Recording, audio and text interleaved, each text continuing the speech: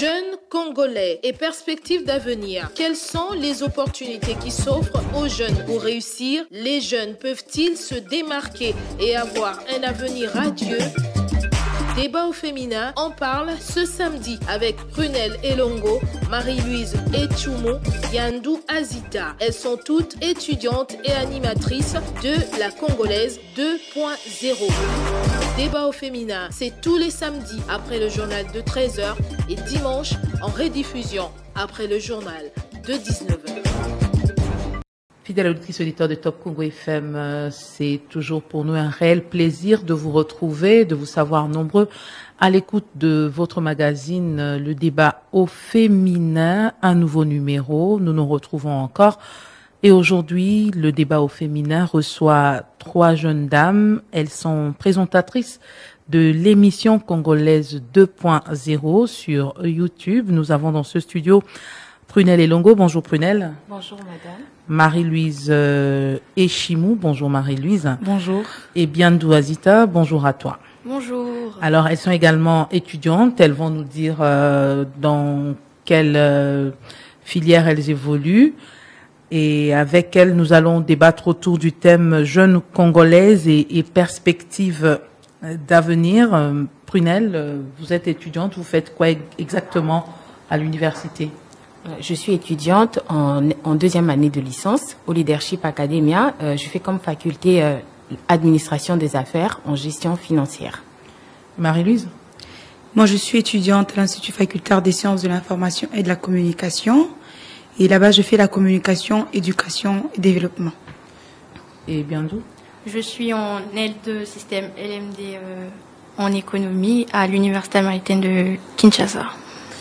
Alors, Congolaise 2.0, qu'est-ce qu'on peut comprendre par là? Parlez-nous un peu de cette émission Congolaise 2.0. Quelle est votre cible? Pourquoi vous avez voulu appeler cette émission Congolaise 2.0? La parole est à vous.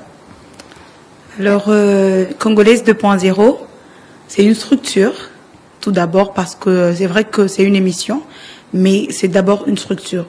Une structure qui se veut former la jeune fille congolaise à une autre mentalité. Parce qu'il est constaté qu'il y a une certaine mentalité intégrée dans la jeune fille en général, mais congolaise en particulier. Donc il est important ce changement de mentalité et ce changement veut passer par cette émission qui propose tous les thèmes, mais des thèmes cadrés sur la jeune femme, sur les réalités de la jeune femme au sein de la société. Vous avez parlé des mentalités. Quelles sont ces mentalités qui sont ancrées dans la jeune fille qu'il faudrait changer? Alors, on va aller sur des mentalités primaires au niveau des études. Ces mentalités, vous avez une jeune femme qui n'estime pas être égale à l'homme pour faire les mêmes études que l'homme, la question des métiers, pour prétendre avoir les mêmes capacités que les hommes.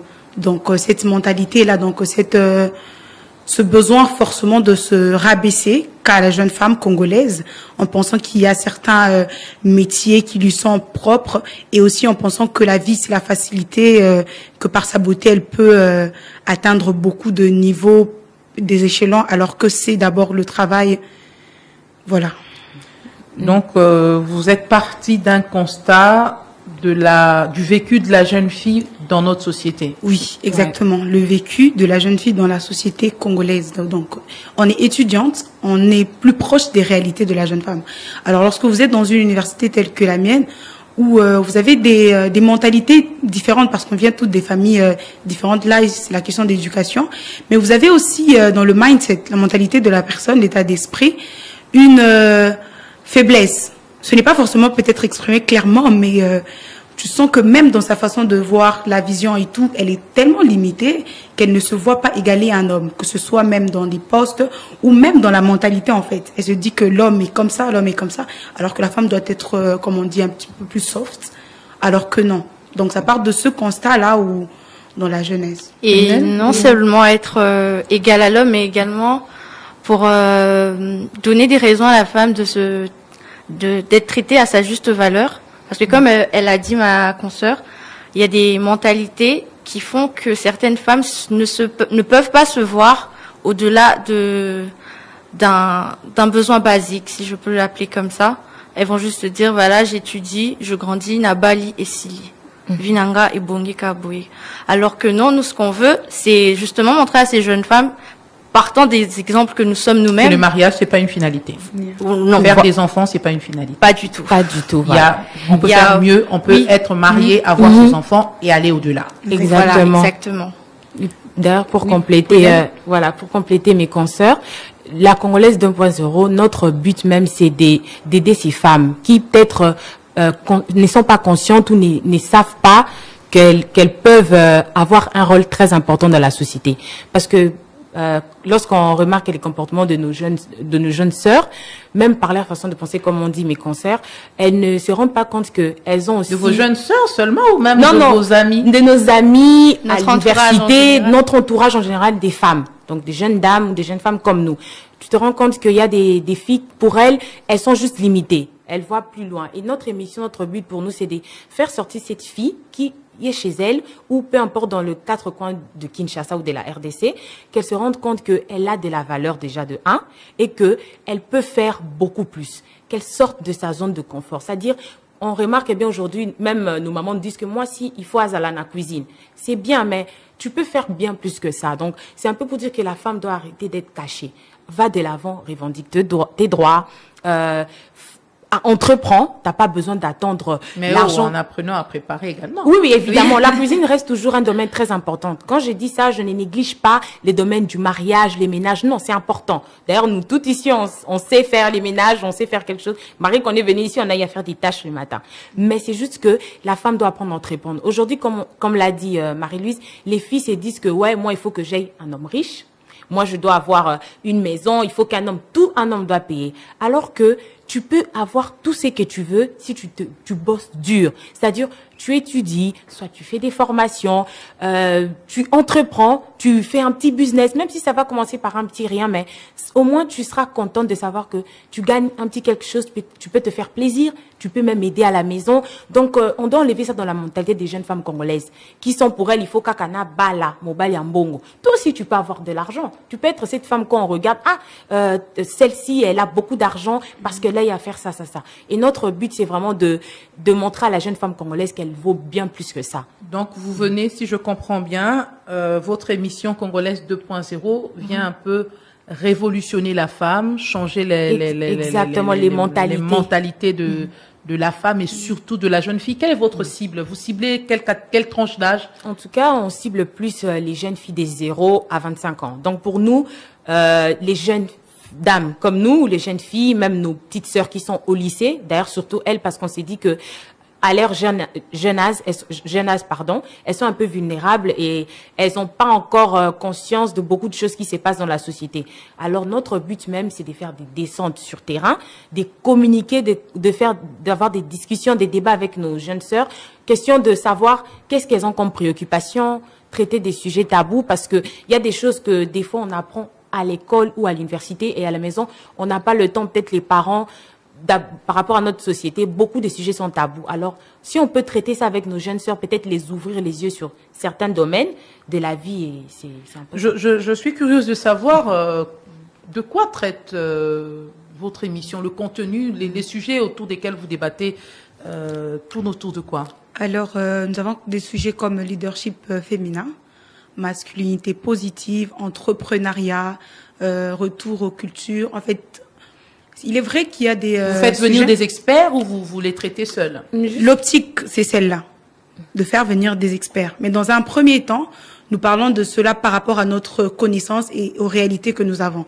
Nous sommes pas terre à terre, mais nous voulons rester d'abord dans ce qui est propre à nous. Étudiants, jeunes.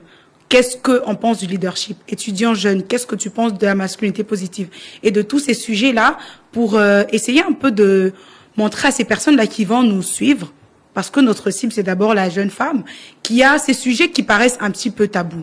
C'est vrai qu'aujourd'hui, on a des conférences qui parlent du harcèlement, on a des conférences qui parlent du leadership féminin, mais c'est comme si c'est réservé à un certain cadre. lorsque c'est une conférence, ça va. Mais que dans la vie de tous les jours, on ne veut pas tellement en parler. On attend qu'il y ait un cadre qui soit pour qu'on aille en parler. Voilà pourquoi on veut parler de ces sujets-là, pour les rendre moins tabous. Aujourd'hui, la femme sait que là où elle ne se retrouve pas, là, elle n'est pas prise à sa valeur, elle doit quitter parce que ce ne sont pas conformes aux droits qu'elle doit normalement voir au sein par rapport aux autres. Vous venez révolutionner également les émissions YouTube Oui, congolaises, exactement, parce que parfois aussi, ça donne pas envie de suivre. Exactement, parce que avoir le le constat contenu, même, avoir les titres, avoir les présentateurs même. ça mais parfois. le constat même en fait, parce que on a c'est même pas une pluralité, mais une pousse, je sais pas comment expliquer, de toutes ces chaînes là qui sont tenues par des personnes qui ne sont pas habilitées déjà, mais qui proposent aussi des contenus parfois indécents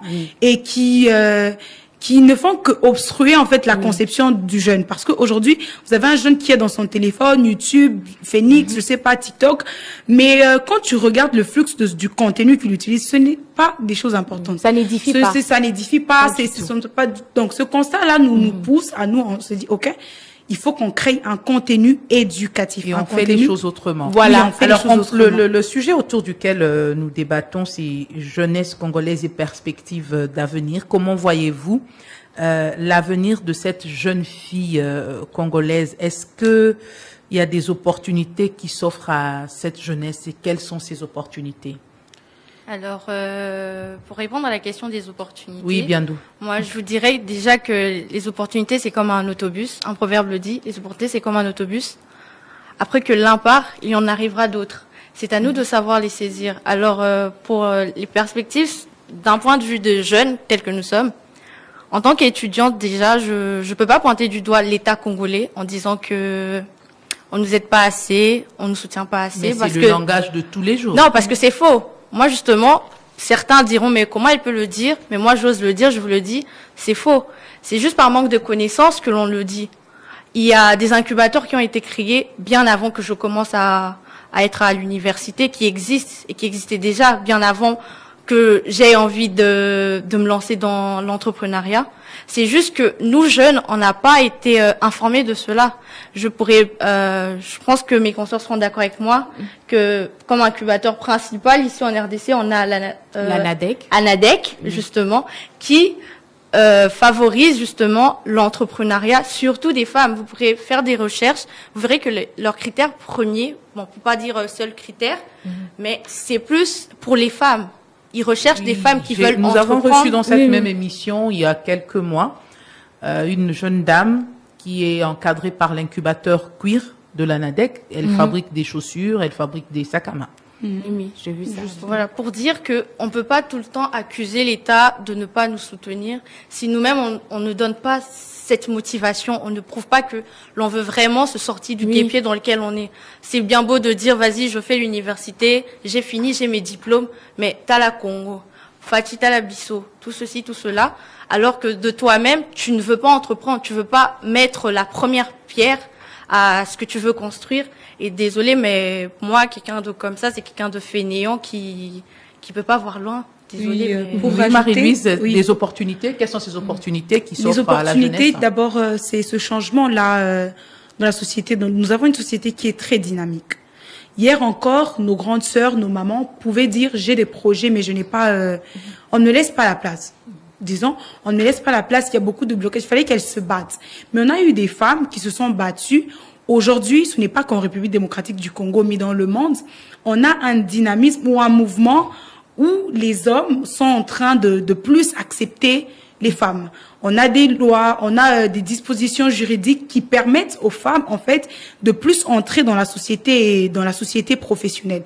Donc aujourd'hui, moi je dirais, l'opportunité majeure, c'est le dynamisme de la société. Il faudrait que la femme, en général, mais la femme congolaise, comprenne que nous sommes dans quel temps. Parce qu'après, on ne sait pas. On ne sait pas ce qui va se passer après. On a des besoins au sein de cette société. On a même des demandes d'emploi où vous voyez vraiment que on écrit les candidatures féminines sont encouragées. Donc on a eux ils veulent faire quelque chose. Disons ils veulent faire quelque chose, mais c'est quoi le retour?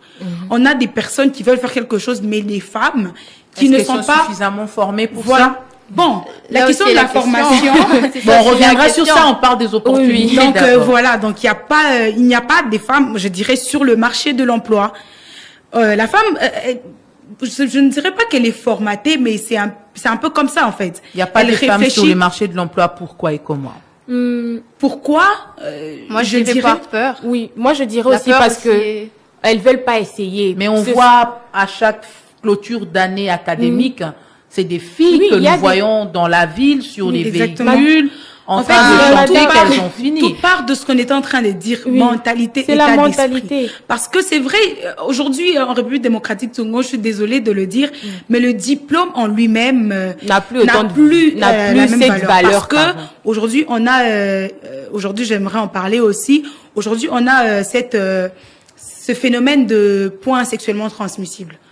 Vous avez dans une université des filles qui passent de classe, qui ont des distinctions, mais ce n'est pas vraiment ça en fait. Ce sont des points qu'ils ont acquis de manière indécente, sexuelle et tout ça. Alors c'est pour ça que il y aura plusieurs femmes diplômées, mais sur le marché de l'emploi il n'y a pas ces femmes parce qu'elles ne savent pas comment défendre le diplôme, le papier qu'elle a en main. Est-ce que on peut dire que la plupart des jeunes filles qui vont à l'université, ils vont tout simplement parce que c'est proche de la maison, son oncle est passé par là, sa tante est passée par là, ou elles vont faire le choix des universités, des facultés à intégrer parce qu'au final, elles voient des opportunités, elles voient quelque chose à faire au finish où elles y vont sans but, sans opportunité, sans objectif. Moi, je trouve que beaucoup, on dirait que quand elles choisissent une section, d'abord, tout commence quand on est au lycée ou au collège, quand on doit choisir une section, comme on dit, pour l'université. Alors, beaucoup déjà, elles savent déjà pas ce qu'elles veulent faire de leur vie. Moi, je pense que ça commence dès le départ. Quand tu es plus jeune, tu dois savoir ce que je veux dans la tête. Alors, j'ai l'impression qu'aujourd'hui, beaucoup ne savent pas vraiment ce qu'elles veulent devenir, c'est quoi leur objectif dans la vie. Elles n'ont rien classé. Arrivées à l'université, elles arrivent là, on dirait que beaucoup partent, soit parce que les amis sont allés dans telle faculté, d'autres c'est parce que les parents leur poussent, parce qu'il y a des parents qui, s'ils n'avaient pas poussé leur enfant, ils auront pas même un diplôme. Ah, moi je pars, parce qu'on entend ça, moi je pars à l'université parce que mon père n'a mêlé qu'un diplôme à CP là. Ça veut dire on étudie sans objectif. Voilà, sans objectif. Et ce genre de personnes, tu verras, quand il a son diplôme, ça se voit quelqu'un qui a eu vraiment la détermination quand il était à l'université d'étudier. Ça se voit, on a des grands frères, on a des grandes sœurs qui aujourd'hui, elles ont fini, tu sens qu'elles défendent leur diplôme. Mais d'autres filles, rien qu'en l'entendre parler, tu te poses la question, elle a eu ses diplômes de licence comment?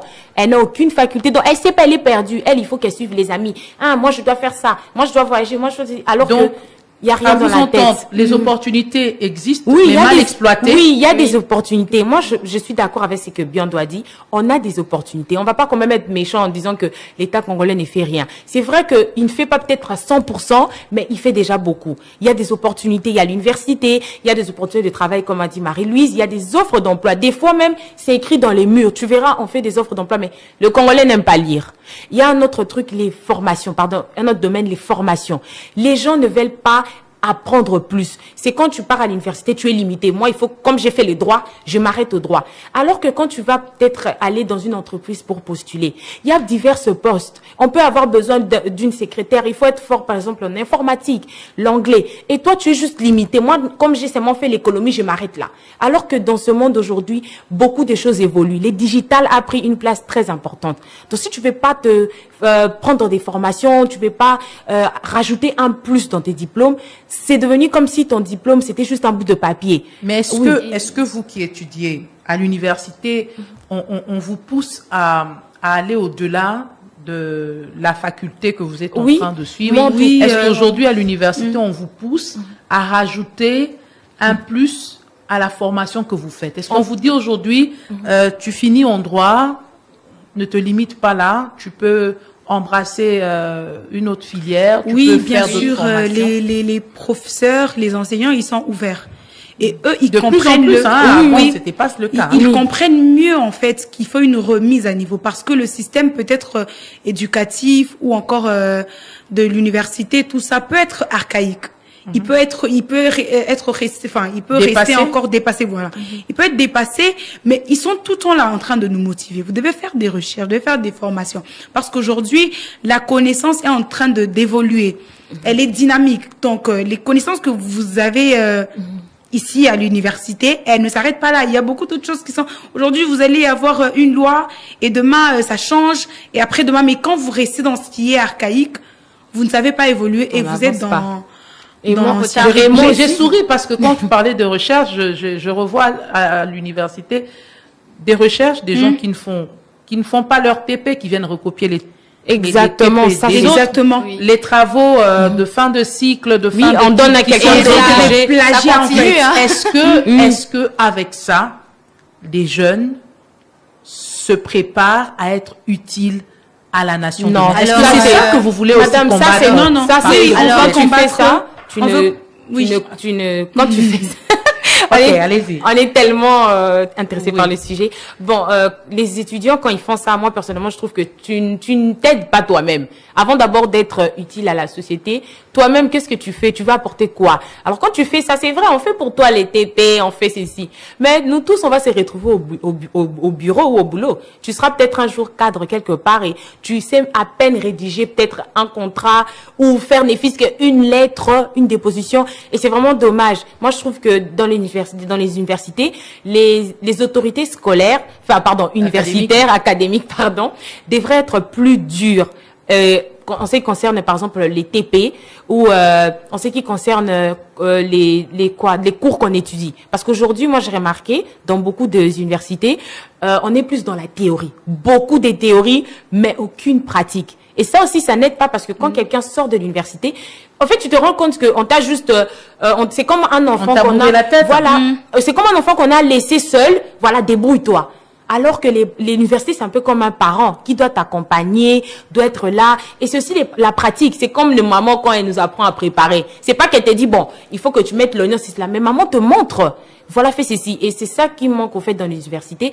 Et moi, ce que j'aime bien dans mon université, Leadership Academia, on nous encourage beaucoup dans des recherches. Déjà, on n'étudie pas beaucoup. On prend pas peut-être toute une journée pour étudier. Ben, c'est ça, les horaires de cours, voilà, de 8h à 18h, de 8h à 16h. C'est vraiment horrible. Et quand est-ce que l'étudiant a le temps de faire la recherche? Quand est-ce que tu as le temps de trouver peut-être un autre sujet ou d'entreprendre comme on demande? Alors, dans mon université, on nous encourage à beaucoup faire des recherches. On fait même des conférences où on encourage l'entrepreneuriat, le digital. Notre devise, c'est même de travailler, d'être un leader. On te pousse à devenir cette personne qui sera là comme un leader, comme un chef, celui pour qui les personnes vont le suivre, tu vois. Que toi, tu ne sois pas là derrière le gens, pas des demandeurs d'emploi. Et aussi, donc, moi, je voulais rajouter cette question-là cette question d'université qui ne donne pas suffisamment de pratique. Il faut aussi revenir par rapport aux patients. En fait, aujourd'hui, on a une société qui est comme construite à deux volets. Il y a ceux qui vont à l'université et ceux qui n'y vont pas. Ceux qui sont au milieu, ce sont les sous-métiers. Maçonnerie, tout ça, menuiserie. Alors que dans la conception, c'est dans la conception. En fait, oui, on a l'impression, bon, moi, la jeune femme, je quitte de chez moi, je vais à l'école.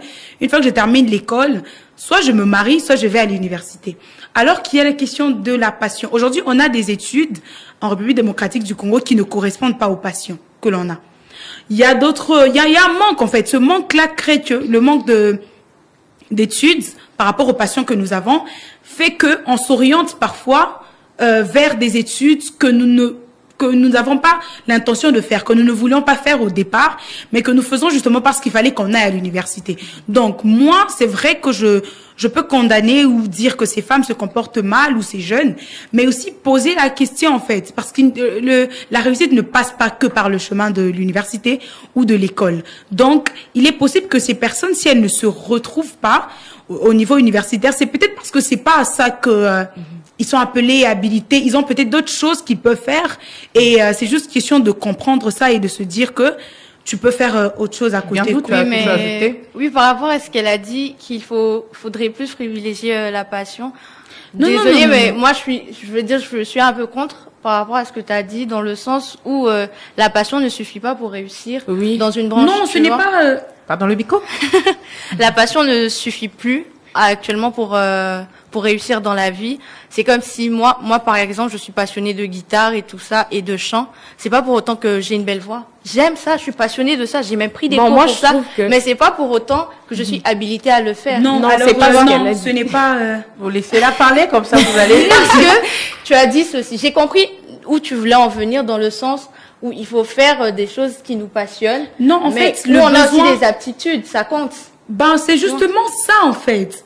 Ce n'est pas quelque chose que tu aimes seulement. Je peux aimer danser, je peux aimer faire de la musique. Mais les passions sont contradictoires. Oui, quand on parle, non. Moi, quand je parle de passion, en fait, j'essaye de dire une chose que tu peux, que tu fais tellement facilement. On n'a pas besoin. C'est vrai qu'on peut te la prendre. Voilà.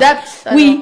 Oui, mais tu peux, en fait, quelque chose que tu fais naturellement, je suis désolée, c'est peut-être pas forcément le terme passion, mais c'est une forme de passion. Mais est-ce qu'on est obligé de passer par l'université pour avoir un avenir radieux? Non. Moi, je pense que tout le monde n'est pas fait pour l'université. C'est même un truc. C'est pas tout le monde. Est-ce que c'est facile avec les parents aujourd'hui qu'une fille vienne dire à son père, à sa mère, bon voilà, j'ai obtenu mon diplôme d'État, mais je ne veux pas aller à l'université. C'est vrai que c'est mal. C'est faire une formation professionnelle et me lancer dans l'entrepreneuriat. C'est pas très bien accepté dans les familles congolaises. Vous voyez, ma fille finit les études. Moi, je m'attends à ce que... Voilà, les parents, ils sont plus fixés à un avenir radieux. Pour eux, dans leur époque, c'était si tu as des papiers, tu es quelqu'un. Si tu as des papiers universitaires, tu es quelqu'un. Tu as fait les bonnes écoles, tu es quelqu'un, tu seras quelqu'un. Sauf que au fur et à mesure on avance, les années avancent, on constate que c'est pas forcément les plus intellectuels qui réussissent dans leur vie. Et ceux qui ont fait des grandes études. Voilà. C'est pas toujours le cas. Je te donnerai des domaines tels que l'art, par exemple la peinture. Vous verrez, vous apprendrez qu'il y a des personnes, ils n'ont jamais été à l'école, mais si vous font un dessin là, je peux vous dire, vous le mettez au musée, il va rapporter de l'argent. Et il peut construire, il peut se faire un nom grâce à ça. Mais pour ces genres de personnes-là, elles peuvent quand même être encadrées, suivre des formations. Voilà, justement, mais le fait de l'accepter chez les parents, je pense pas que pour eux, ce sera quelque chose à bâcler directement aujourd'hui. Donc, si je vous comprends, il y a des opportunités qui s'offrent à la jeunesse, mais les parents peuvent également constituer un obstacle, un blocage, comme on dit, en ce que le parent trouve que la passion de l'enfant, trouve que l'activité que veut exercer l'enfant ne correspond pas à l'image que le parent s'était fait dans la tête de la réussite ou de l'avenir de son enfant. Mais comment vous faites, vous, pour emmener les jeunes filles qui vont vous suivre dans votre magazine, par exemple, comment vous aborderez, par exemple, ce sujet de ces jeunes filles, parce qu'on est plus sur les jeunes filles, vous vous basez plus sur les jeunes filles, cette jeune fille qui veut se lancer peut-être dans disons, elle veut devenir artiste, par exemple, couturière. Artiste, je vais aller vraiment dans l'extrême où on ne voit pas beaucoup de filles. Elle veut faire la plomberie, par exemple. Alors, elle veut faire la plomberie, elle dit à ses parents, moi, je veux ça. Je veux travailler dans la plomberie. Et que ses parents lui disent non. Mais elle se sent vraiment attirée par ça. Comment vous allez aborder ce sujet-là? Comment vous allez aider cette question, et aujourd'hui, la réaction des parents est un blocage parce qu'on manque de financement. Parce c'est les parents qui payent les études. Alors, quand ton parent te dit, toi, tu fais médecine, il faut que tu deviennes médecin, tu te demandes si aujourd'hui je refuse, qu'est-ce que je vais faire à côté? C'est pour ça que c'est important quand on parle de l'entrepreneuriat. C'est très important. Il faut d'abord parler aux parents. L'entrepreneuriat, c'est aussi l'argent. Hein. Oui, c'est aussi l'argent, la question des incubateurs, mais aussi l'entrepreneuriat, c'est pas que quand on voit, je sais pas, une grande entreprise, tout ça. Non, ça commence par c'est entreprendre tout d'abord. C'est juste entreprendre. Oui, entreprendre dans quelque chose, commencer quelque part. On peut commencer avec de l'eau. Oui, on peut avec des gaufres et des beignets devant la maison. Exactement. On a des filles comme ça qui ont voulu faire certaines études. Les parents ont refusé. Elle a dit, je finance mes études en vendant telle chose. Exactement. Même à l'université, on a des collègues où, au moment de la pause, Elle ne va pas manger, elle va vendre. Donc, vous venez acheter chez elle. Et une fois que la pause est terminée, elle rentre, elle étudie avec vous parce qu'elle a décidé de financer. Mais aujourd'hui, vous avez aussi Internet qui vous facilite avec les e-market. Exactement. Oui, sauf que, on va en parler, c'est très mal employé, je trouve, actuellement. On vend n'importe comment, on fait n'importe quoi. Bon, ça, c'est la question de spécialité. Il faut être connu, mais c'est déjà un grand moyen pour passer, pour atteindre plus de monde. Le e-marketing aide beaucoup. Donc, pour cette jeune fille-là qui veut faire des études, ou qui veut s'épanouir, qui veut s'épanouir dans un domaine que ses parents n'acceptent pas forcément, il faut parler avec les parents. Parce qu'en fait, les parents ont cette conception qu'ils sont maîtres de ta vie parce qu'ils t'ont conçu, parce qu'ils t'ont mis au monde. Il est important de faire comprendre aux parents que je suis mature, j'ai grandi. Il est vrai que vous avez plus de l'expérience, vous connaissez plus les réalités du monde que moi. Tu parles de la société congolaise. Non, mais en fait, c'est tellement difficile. C'est vrai que c'est difficile, mais il faudrait arriver à ce niveau-là. Parce que... On va pas te traiter de rebelle, les parents ne vont pas te renier, ils vont pas te c'est pas la question de rébellion. Après, il faudrait faire comprendre... Trouver les limites aussi. Oui. Le but, c'est pas de faire un bras de fer avec les parents. C'est pas ça le but. Le but, c'est pas de se rebeller, mais de se faire comprendre, justement, comme elle l'a dit. De se faire comprendre, de faire comprendre aux parents que on n'est pas apte. Parce qu'avant, pardon, dans la... Certains échecs, par exemple, à l'université, ne sont pas dus au fait qu'on se retrouve là pour faire plaisir aux parents. Devant ces notes, on ne se retrouve pas, on est perdu. Exactement. Mais on est obligé d'être là pour faire plaisir aux parents. C'est aussi la question aussi des langues. En fait, moi, j'ai un professeur qui dit souvent, si on vous enseignait dans vos langues nationales, il y aurait plus de compréhension sur les matières. Aujourd'hui, vous avez des cours, communication sociale, communication des organisations, terminologie médicale. Si, par exemple, vous rentrez chez vous à la maison, il pose toujours cette question.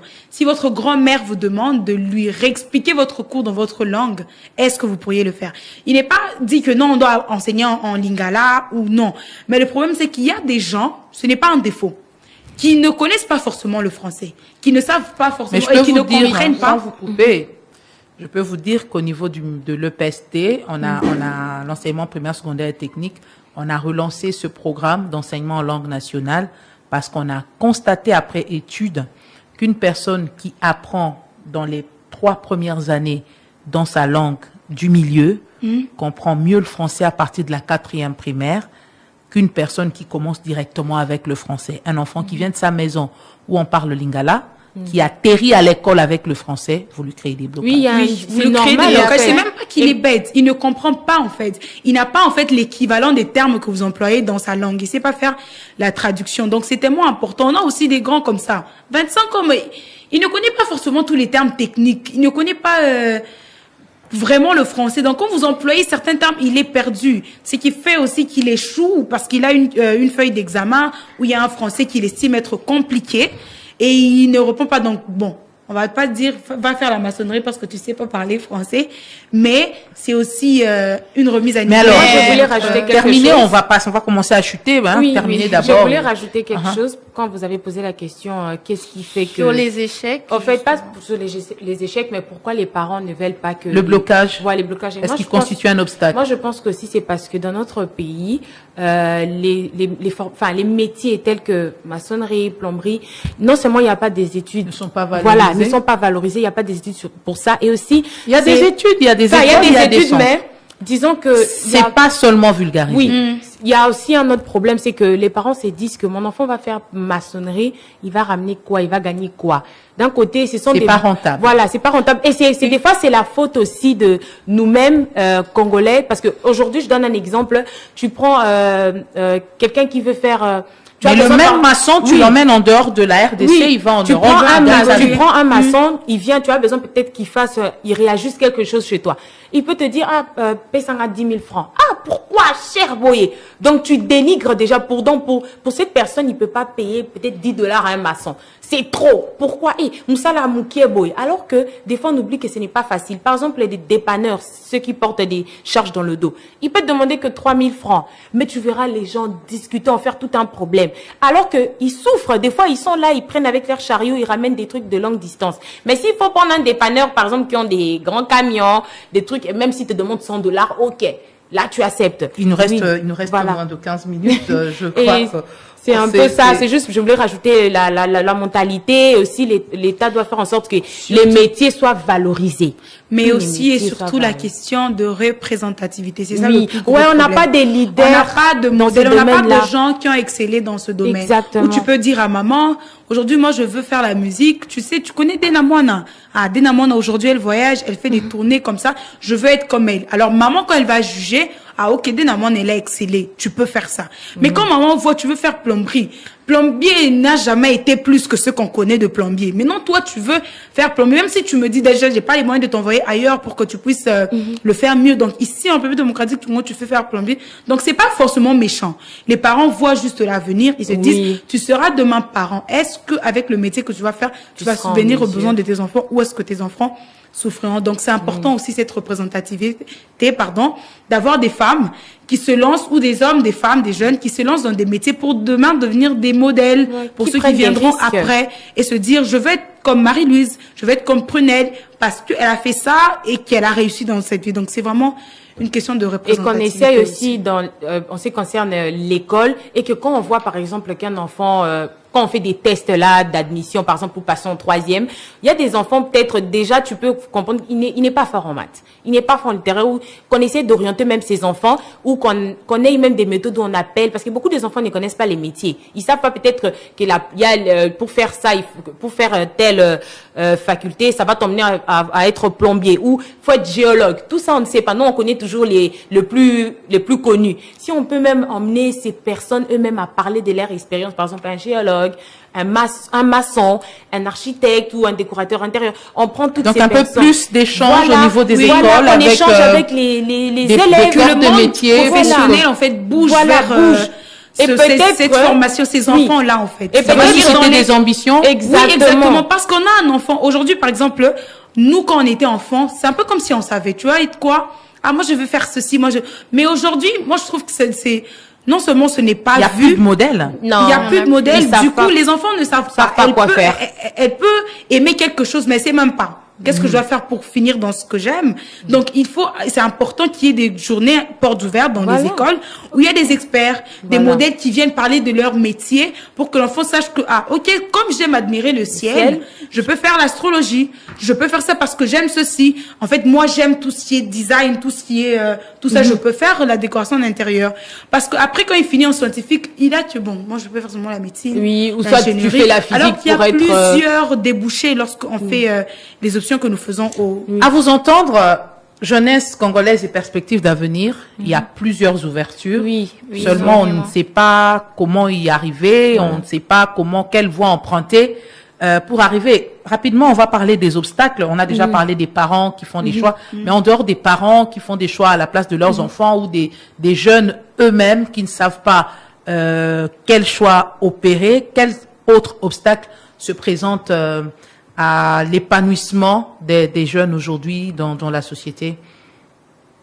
Alors, l'un des obstacles le plus majeurs, c'est d'abord là où nous sommes, l'environnement, le pays. C'est un grand obstacle, je dirais, parce que d'abord, il y a cette question de mentalité, mais aussi des opportunités qui sont mises en place ou qui s'ouvrent aux jeunes Congolais. Pourquoi je dis que le pays est un obstacle? Parce que on a cette façon de voir les choses dans notre République démocratique du Congo qui ne permet pas vraiment aux jeunes de se dire, OK, aujourd'hui, je peux, comme la question de l'entrepreneuriat. On est jeunes, hein. Vous avez des amis comme ça, ils ne vont pas aux conférences. Ils ne vont pas tout ce qui est conférences, tout ce qui est forum, ils ne veulent pas. Et puis, ils te disent, bon, Kendo Zambongo, qu'est-ce que vous allez faire là-bas? En fait, tout ce qui est caractère scientifique, la connaissance n'intéresse pas. Voilà. Ça n'attire pas parce qu'en fait, on a l'impression que c'est venu trop tard. C'est maintenant avec cette jeunesse qu'on voit, OK, un besoin de conférence, un besoin de rassemblement, de remise à niveau. Mais avant, ce n'était pas trop le cas. Alors, aujourd'hui, le jeune est à cet obstacle-là où il n'y a pas forcément de vulgarisation. Il n'y a pas beaucoup de vulgarisation au sujet des connaissances et tout. Donc, il ne sait même pas comment se retrouver du point de vue professionnel.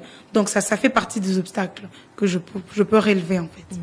Qui d'autres des obstacles? Non, on passe. Hein. Moi, je trouve que aussi, toi-même aussi, tu peux être un obstacle. C'est ce qu'elle voilà. veut dire. Oui, toi-même, tu peux être un obstacle dans le sens que comme elle a dit, les jeunes ne voulons pas apprendre. Oui, apprendre. Aller au-delà. C'est difficile. Déjà, comme je dis, les jeunes ne lisent pas beaucoup et les jeunes ne veulent pas non plus, comprendre. Par exemple, il y a un tel domaine, je vais savoir c'est quoi, s'intéresser à quelque chose. Donc, on s'intéresse plus dans des bêtises. Désolé, mais c'est vrai. Les jeunes sont plus vraiment dans des bêtises. Pour lui, il préfère s'intéresser, par exemple, à une influenceuse qui montre sa vie que d'aller voir, par exemple, un leader dans tel ou tel domaine. Quelqu'un qui organise des conférences. Mais c'est aujourd'hui, les jeunes prennent pour modèle ces influenceuses qui vous montrent qu'elles ont réussi sur les réseaux sociaux. Et moi, je suis contre ce genre de trucs, en fait. Parce que je me dis, je suis contre ce genre de choses, pardon. Parce que je me dis, ces influenceurs-là, ou ces influenceuses, désolé, mais au lieu que la vie est facile. Oui, elles montrent, en fait, c'est ça, elles montrent à la jeune femme, surtout comme on est là pour parler de la jeune femme, on montre quoi à la jeune femme? Que voilà, si tu veux être belle, si tu es belle, pardon, et tu peux avoir tout ce que tu veux, il suffit juste de donner ton corps, il suffit juste de sourire, alors que, comme elles influencent, elles ont beaucoup d'abonnés, moi je trouve qu'elles auraient pu utiliser leur influence dans le bon sens. Par exemple, sensibiliser la jeunesse congolaise et les jeunes femmes comme elles. Parce que quand tu es là, tu passes ton temps à montrer, à te dénuder, à montrer que voilà, tu es en business class. Et par exemple, comme aujourd'hui, c'est maintenant un truc qui est connu. Les jeunes femmes aujourd'hui, nos grandes sœurs, elles ont des salons de coiffure. Elles montrent quoi que si tu as un salon de coiffure, tu peux avoir une Jeep, ceci, cela. Alors qu'elles oublient que derrière leur argent, on sait tous que ce n'est pas parce qu'elles ont un salon de coiffure qu'elles ont ça. Mais qu'est-ce qu'elles font? Elles montrent à cette jeune fille qui le regarde derrière l'écran que si tu as un salon de coiffure, tu peux avoir ça. Et aujourd'hui, maintenant, on voit c'est comme une vague. Tout le monde veut avoir un salon de coiffure. Parce que tel a eu un salon de coiffure, j'éviterai de citer les noms, parce que. Alors que ce n'est pas ça. Réussir sa vie, ce n'est pas avoir un salon de coiffure. Ou ce n'est pas voyager. C'est bien bon, on a tous besoin de voyager, mais moi je trouve que... La jeunesse a des modèles, mais des modèles qui... Voilà, pas des bons modèles. Désorientent. Qui désorientent, qui tournent. En fait, au lieu de recadrer, ça fait n'importe ça, de tourne en fait de... Bien de parler tantôt de e-market qui sont très mal utilisés, c'est aussi à la mode aujourd'hui, on peut dire c'est l'entrepreneuriat des jeunes qui se lancent dans la vente en ligne. Est-ce que c'est aussi un moyen, c'est aussi une opportunité pour si, moi je trouve que c'est un moyen. Oui, c'est un moyen, sauf que comme je l'ai dit tantôt, il est mal employé. Vous remarquerez que tout le monde veut vendre. À croire que la vente, c'est la chose la plus facile. Exactement. La chose la plus, voilà, à la portée de tous. Voilà, moi, dès que j'aurai $100, je vais aller acheter des babouches, je vais les vendre. Sauf qu'à un moment donné, je sais pas si vous constatez, même dans vos WhatsApp, tout le monde vend. Oui, et s'il y a que des vendeurs qui vont acheter, c'est ça. Là aussi, c'est un problème, dans le sens où on veut tous la facilité. Vous remarquerez que nous, les femmes, dès qu'on est dans le confort, je crois que c'est même humain, homme comme femme. Dès que tu es dans le confort, tu te dis, voilà, je vais pas aller chercher loin, je vais me contenter. On veut pas innover, en fait. Voilà, on veut se contenter. On fait signe qu'on doit chuter. Alors, en guise de conclusion aujourd'hui, qu'est-ce que Biandou peut nous dire par rapport à la jeunesse congolaise, perspective d'avenir? Est-ce que les opportunités existent, certes, comme vous l'avez dit, mais comment cette jeune fille, comment cette jeunesse doit travailler pour atteindre les objectifs qu'elle se fixe? Déjà, moi, je dirais à mes grandes sœurs et également à mes petites sœurs de faire tout d'abord ce qui les motive. Parce qu'on l'a compris, les études, comme tout autre domaine de la vie, tu vas pas te donner à fond si tu n'aimes pas la chose que tu fais. Quoi qu'on te dise, quoi qu'on te fasse, que ce soit par la poussée des parents ou autre. Si tu n'aimes pas ce que tu fais, tu pourras pas te développer dans ce que tu fais. Ou encore, tu auras un sentiment de mécontentement. Alors, je demanderais à toutes ces jeunes femmes qui nous suivent aujourd'hui de se lancer, d'oser. Et même si, avec les parents, c'est pas trop ça, moi, je vous dirais une phrase qu'on me dit souvent, un non n'est pas une réponse. Le non n'est pas une réponse, c'est plutôt une occasion d'argumenter plus afin de trouver un autre chemin. Le non est plus comme une porte que une clé, un cadenas que l'on vous place. Alors, pour toutes ces jeunes femmes qui veulent se construire, qui se cherchent encore et qui veulent se construire, moi je dirais juste foncez, lâchez-vous. Vous avez l'État avec vous, vous avez des amis, vous avez la famille, et même quand la famille c'est pas trop ça, vous avez Dieu. Et moi je me dis qu'avec de la détermination, on peut réussir ce que l'on veut. tout part de la détermination. Si moi je veux réussir, je réussirai. Tout est dans la parole aussi. Et voilà un peu. Marie-Louise. Alors, moi, j'aimerais dire aux jeunes, pour dire aux jeunes filles qui vous suivront peut-être après cette émission, comment elles feront pour davantage vous écouter. Oui, alors, moi, j'aimerais dire rapidement aux jeunes filles que c'est une chose aujourd'hui d'entendre ou de dire, voilà, moi, je veux changer les choses, moi, je veux devenir ceci, moi, je veux devenir cela, ou non, moi, je veux entreprendre. Mais c'est important, oui, c'est important de vraiment travailler sur soi. C'est important de se dire, est-ce que je réponds à ces critères-là? Parce qu'on a l'impression qu'on est frustré. Non, aujourd'hui, on nous sous-estime, on nous dévalorise. Alors que non, on peut aujourd'hui dire, bon, ok, on a besoin de 100 jeunes filles pour un tel métier. Mais est-ce qu'il y aura 100 jeunes filles qui vont se présenter? Est-ce qu'elles seront capables de défendre, en fait, ce qu'on dit aujourd'hui, femmes, droits féminins? Est-ce qu'elles seront capables? Donc, c'est important d'abord d'être sûr que tu as un certain niveau. Détermination, comme le disait Biandou, mais je rajoute aptitude et courage. Être là, apprendre dans ton domaine ou même te spécialiser, en fait, aller au-delà des horizons. Te spécialiser dans ton domaine, mais faire vraiment beaucoup plus, passer du temps à travailler sur soi pour être la meilleure version de soi. Et pour répondre, pour dire en fait en dernier, si vous voulez nous suivre, comme on a dit, on est sur la Congolaise 2.0 sur YouTube. Et à tout moment, nous avons aussi des réseaux. Vous pouvez nous suivre, à tout moment, on peut parler et tout. On peut facilement nous joindre. En tout cas, on est très accessible. Et moi, ça me ferait plaisir si aujourd'hui j'avais un appel d'une femme qui me dit, ah tiens, j'aimerais que tu me parles un petit peu de ton expérience ou que tu m'aides un petit peu dans ce sens et tout. Ça me ferait vraiment plaisir. Donc, vous pouvez taper nos noms sur les réseaux qui sont disponibles, Instagram et Facebook. Vous pourrez nous contacter rapidement par tous les moyens. Donc, voilà. Alors, Prunelle, on va terminer avec toi. 2.0, on sait que ça a déjà un lien avec tout ce qui est numérique, digital. Exactement. En conclusion aujourd'hui, parce qu'on sait qu'on pourra vous retrouver prochainement pour davantage parler du développement, de l'épanouissement des jeunes filles. En conclusion aujourd'hui, qu'est-ce que vous nous dites en 1 minute? Assez de jeunes femmes qui me regardent, qui me suivent. Voilà, t'es belle, t'es intelligente, tu es forte, t'as des capacités. Alors, essaie de sortir de ta zone de confort. Bats-toi. Développe de potentiel parce qu'on en a tous. Voilà. Hommes tout comme femmes, on a du potentiel. Il suffit des fois de les exploiter, de les développer. Forme-toi le plus possible que tu peux. En tout cas, réfléchis et regarde qui peut être un exemple pour toi. Parce que c'est très important de savoir ce qu'on veut dans la vie et aussi qui on suit ou qui on prend comme exemple. Donc, renseigne-toi. Il y a beaucoup de femmes influentes aujourd'hui qui ont réussi à partir de rien, qui se sont battues, qui grâce à elles aujourd'hui, on peut être fier d'être une femme congolaise. Alors, tu peux apporter un plus dans ton pays. Tu peux apporter un plus en tant que femme à ces jeunes filles ou à ces jeunes dames qui te suivent. Alors, sors de ta zone de confort. J'insiste, arrêtons de nous cacher. On est un peu l'avenir on n'est pas un peu, mais on est l'avenir de demain. Comme on a dit, une femme forte, c'est aussi une nation forte. Donc, on a besoin des femmes, beaucoup des femmes pour aider dans notre pays, pour que on puisse être tous capables de faire quelque chose. Donc, moi, tout ce que je dirais, c'est que continuons à apprendre, ne baissons pas les bras, arrêtons de se distraire dans des futilités ou dans des bêtises, parce que ça ne sert à rien. Plutôt, aidons notre pays, la RDC, à avancer. Merci à vous, chère jeune dame.